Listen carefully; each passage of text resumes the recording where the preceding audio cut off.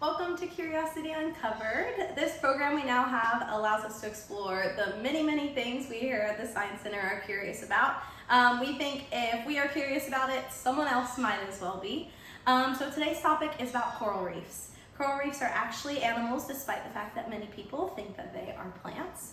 They are marine animals that make wonderful homes for many other animals and plants in the ocean.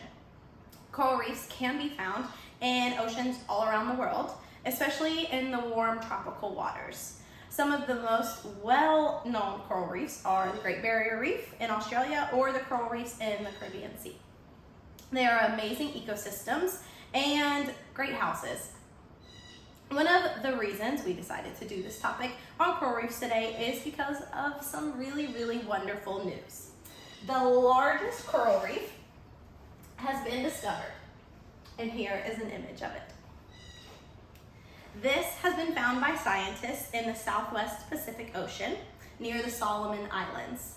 This coral is considered to be a mega coral, as you guys can see here, which is a collection of many connected tiny creatures together that form one organism rather than a reef itself.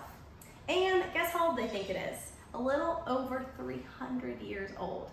This mega coral was discovered by a videographer who was working on a National Geographic ship.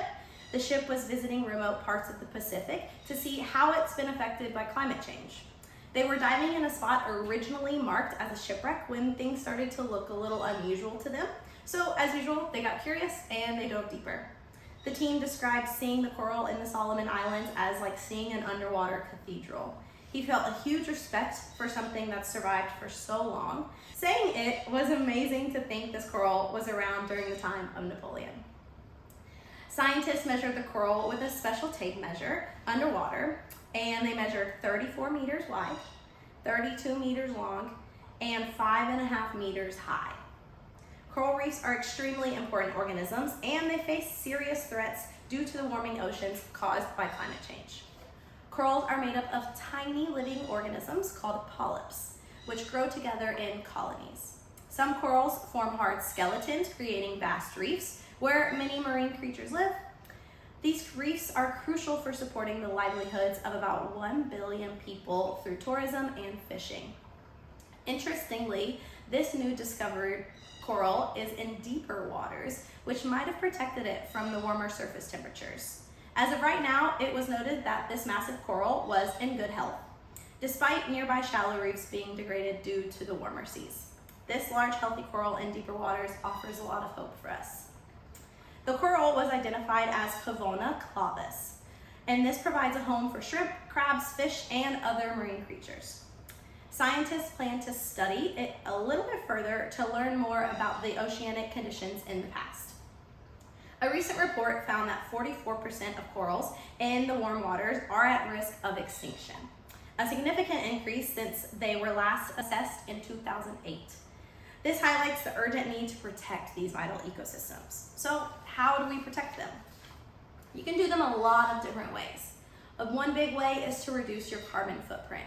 And by doing this, you can lower greenhouse gas emissions, like using more energy efficient appliances, and you can reduce all of your plastic intake. You can practice some sustainable fishing if you are into fishing. So mainly focusing on avoiding overfishing and follow all the local fishing regulations, and avoid eating fish that are overfished if you can. You can support coral-friendly tourism, and basically you want to just select some tour operators that practice all these reef-safe operations.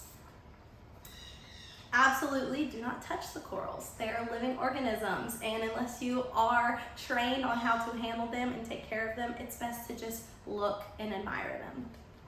One big thing to do is you can use reef-safe products. A lot of the sunscreen that we wear is really not good for the reefs, and it's also really not good for our skin, but especially the reefs. So really think about what you're putting on your body and how it's going to affect the corals. You can reduce pollution. Just don't drop trash on the ground. Maybe think twice about grabbing that extra plastic cup or that straw from the restaurant. And supporting conservation efforts are always very important. Join some local beach cleanups around here. I know that there are plenty.